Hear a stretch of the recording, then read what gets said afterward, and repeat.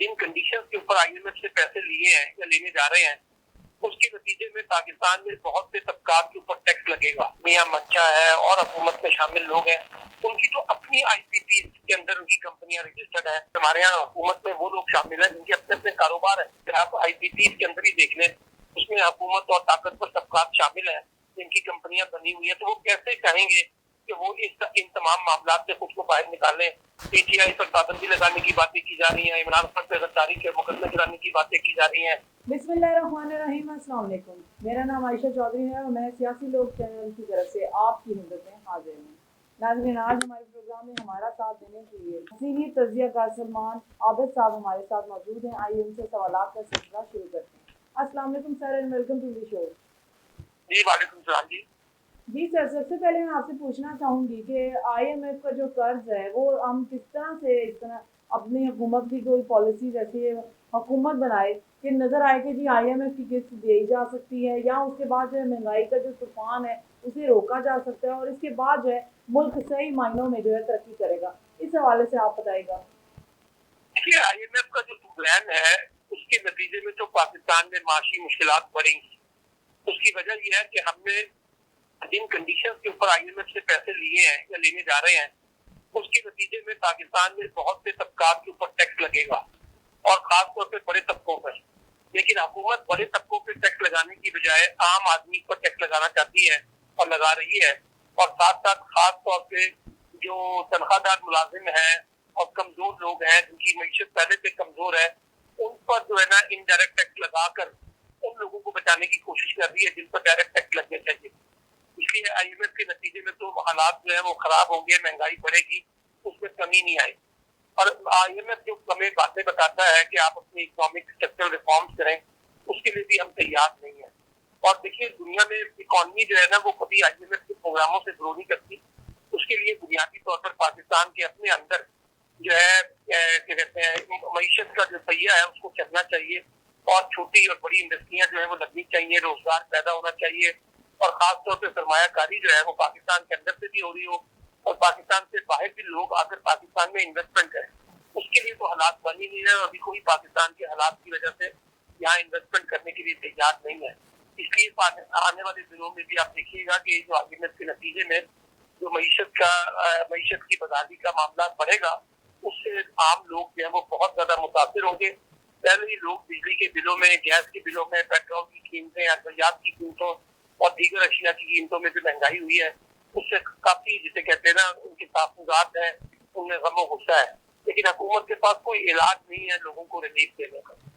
जी sir.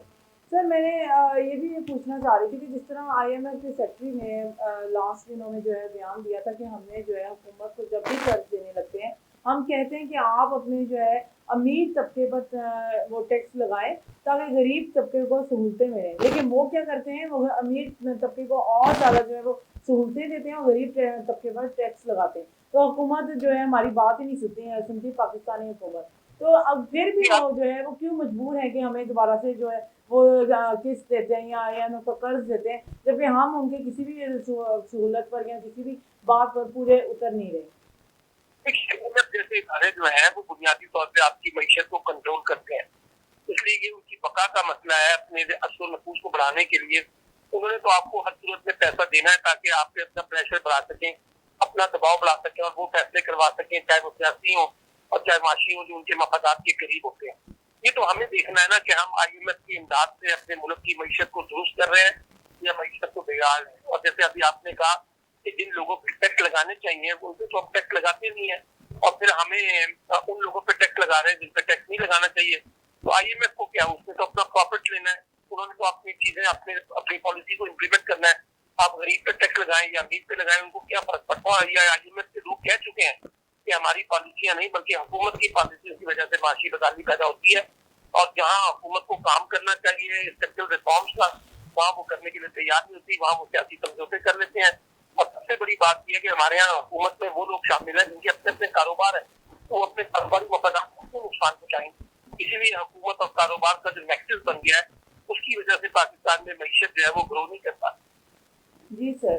तो sir, आप अब जो है इतनी ज़्यादा लोड शेडिंग हो रही है और गरीब आवाम को एक तो बिजली नहीं मिल रही और अगर मिल रही है तो इतने زیادہ مہنگائی اور اتنی زیادہ مہنگی مل رہی ہے کہ ایک یونٹ کے پیچھے مطلب ایک دن 32 روپے بڑھا دیتے ہیں، کبھی 10 روپے بڑھا دیتے ہیں، کبھی اب جو ہے وہ فیول ایڈجسٹمنٹ کے طور پر 1000 روپیہ انہوں نے اضافی کر دیا. تو اس طرح کرتے کرتے یہ کیا چاہتے ہیں؟ عوام کا آگے خون چوس رہے ہیں تو عوام کو کیا دیں گے؟ کہ پاکستان میں اس وقت جو آئی پی پیز کے معاہدے ہیں وہ اور پاکستان اکٹھے نہیں چل سکتے. اور یہ ابھی گوہر ایجاز صاحب نے اعلان کیا ہے کہ وہ آئی پی پیز کے معاہدوں کو لے کر سپریم کورٹ میں جا رہے ہیں، اور حکومت نے بھی ان معاہدوں کے اوپر ایک کمیٹی بنائی ہے. لیکن سوال یہ ہے کہ حکومت میں شامل لوگ جس میں حمزہ شہباز شریف یا سلمان شہباز شریف کے بچے ہیں، میاں منچا ہے، اور حکومت میں شامل لوگ ہیں، ان کی تو اپنی آئی پی پی کے اندر ان کی کمپنیاں رجسٹرڈ ہیں. اور آپ دیکھتے ہیں کتنی بڑی بدقسمتی ہے اس ملک کے ساتھ کہ ہم نے صرف کیپیسٹی پیمنٹ کی مد میں اربوں روپے دیے ہیں، 2100 ارب روپے، اور ایک بجلی یونٹ بھی پیدا نہیں کیا. تو یہ جو ساری آئی پی پیز کی جب تک انکوائری نہیں ہوگی، ان معاہدوں کو پبلک نہیں کیا جائے گا، اور ان معاہدوں کے نتیجے میں جو لوگ اس کے اندر شریک جرم ہیں ان کو سزا نہیں دی جائے گی، آپ کا بجلی کا کرائسس تو ریزالو ہونے والا نہیں ہے.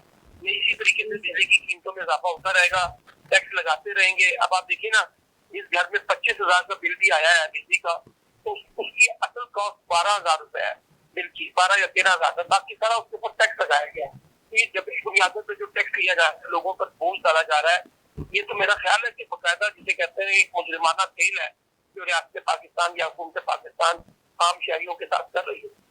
جی سر میں نے نا ایک کالم پڑھا ہے، یہ 29 جون کو جو ہے روزنامہ آواز میں آیا تھا کہ ہماری ملک میں اتنی لوڈ شیڈنگ نہیں ہوگی، اتنی بجلی کی کمی نہیں ہو سکتی، اتنا جو ہے وہ ہم نقصان نہیں دیکھ سکتے اور نہ عوام کو اتنا بوجھ پڑ سکتے گا اگر یہ جو حکومتی جو ہے کمپنیز ہیں وہ اگر لیسکو پیپکو اور اس طرح کی جو میجر کمپنیز ہیں وہ اگر خود سے صحیح طرح سے ڈیولپمنٹ کر کے نہ اپنے بجلی کو اور اس طرح کے ریلیف نہ دیں اور اس طرح نہ کریں تو ہمارے ملک میں بجلی ہو ہی نہیں سکتا کہ کم ہو اور یا مہنگی ہو. تو اس بارے میں آپ کیا کہنا چاہیں گے کہ ہماری کمپنی ہمارے یہاں بجلی کا شارٹ فال کوئی نہیں ہے، بجلی ہم اپنی کیپیسٹی سے زیادہ پیدا کر رہے ہیں. لیکن مسئلہ یہ ہے کہ بجلی کی جو مینجمنٹ ہے، اس کے جو گورننس کے نظام ہے، وہ سارے کے سارے فیلئر ہیں.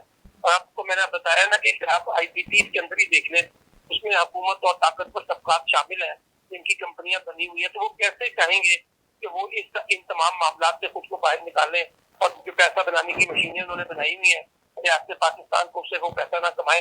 اس لیے میرا خیال ہے کہ اب یہ معاملہ جو ہے آئی پی پیز کا، تو خاص طور پہ سپریم کورٹ میں جانا چاہیے، پارلیمنٹ میں جانا چاہیے، اور ان معاہدوں کو پبلک کیا جائے، لوگوں کو پتہ چلے کن شرائط پہ اور کن کن حکمران طبقات نے اس کے اوپر معاہدوں پہ دستخط کیے ہیں، اور اس کے نتیجے میں عام آدمی پر جو بوجھ ڈالا جا رہا ہے بجلی کا، اس کو ایڈریس کیے بغیر اب آپ آگے نہیں بڑھ سکیں گے.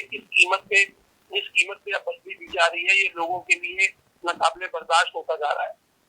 جی سر آپ اب حکومت کی طرف آ جاتے ہیں تو حکومت سے بات کرتے ہیں کہ اب آپ پنجاب حکومت کی کارکردگی پر آپ کیا کہنا چاہیں گے؟ دیکھیں، حکومت کی کارکردگی ہوتی تو لوگوں میں اتنی فرسٹریشن تو نہ ہوتی نا، لوگوں میں اتنی مایوسی نہ ہوتی، پھر حکومت بھی بخلاہٹ کا شکار نہ ہوتی، حکومت بھی اپنی معاشی ترقی کے اوپر شادیاں بجاتی. ابھی تو دیکھیے نا، پی ٹی آئی پر پابندی لگانے کی باتیں کی جا رہی ہیں، عمران خان پہ غداری کے مقدمے چلانے کی باتیں کی جا رہی ہیں، دوسری طرف ان کو مذاکرات کی دعوت بھی دی جا رہی ہے. ایک وزیر کہتا ہے کہ حکومت جو ہے وہ اسمبلیاں جو ہے وہ اکتوبر میں ختم ہو جائیں گی، ایک وزیر کہتا ہے کہ صورت میں سرمایہ کاری کرنے کے بالکل یاد نہیں ہے.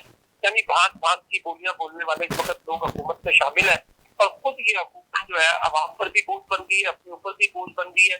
اور جن لوگوں نے اس حکومت کو بندوبست کیا کہ جو لوگ اسٹیبلشمنٹ حکومت کو لے کے آئی ہے، یہ حکومت کے اوپر بھی بوجھ بن گئی ہے. تو اس لیے اس حکومت کی کامیابی کے معاملات میں بہت پیچھے ہیں، اور خود حکومت اعتراف کر رہی ہے کہ میں بہت سے محاذ سے چیلنجز کر رہا ہوں.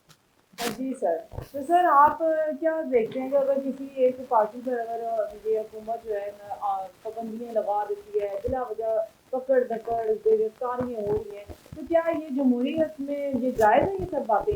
اور یا پھر اگر نہیں جائز تو پھر حکومت کیوں ان ہاتھ کنڈوں کا پڑی؟ ہمارے یہاں جمہوریت ہائی تو خاندانی نظام ہے، پرائیویٹ لمیٹڈ کمپنیاں ہیں، نجی کمپنیاں ہیں جس کو جمہوریت کا نام دیا جا رہا ہے، اور دو خاندانوں کی بادشاہت ہے.